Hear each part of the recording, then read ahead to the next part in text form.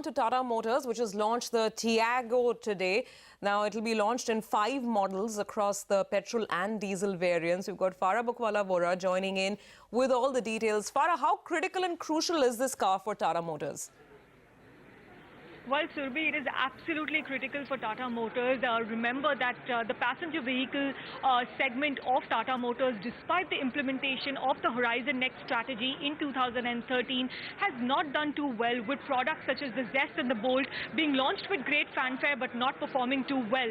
Now, this Tiago is the very first product to be launched under the new CEO, Gunter Boucher's new leadership. More importantly, under the critical turnaround strategy that he has implemented beginning last month at Tata Motors, where he's trying to revive the fortunes of the entire business, commercial vehicles as well as passenger vehicles. The Tiago is going to be the first amongst the 4 other products that were showcased at the Delhi Auto Expo, the others being the Hexa as well as the Nexon, etc.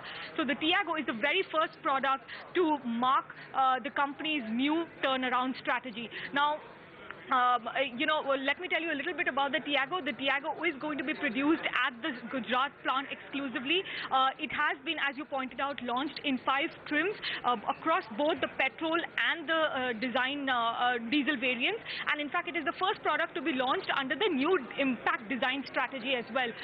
It has been launched at a fantastic price of 3.2 lakh for the petrol variant ex-showroom diesel. So really, they are getting their pricing quite right, because it has to compete with the Maruti Suzuki Celerio as well as the Hyundai i10, fierce competitors in that category. Remember, of course, that these are introductory prices, but nevertheless, a very, very strong price that they are offering. And therefore, this is going to be very crucial to Tata Motors' overall passenger vehicle strategy. We spoke to the management a little while ago, and we'll bring you that interaction in just a bit. Back to you.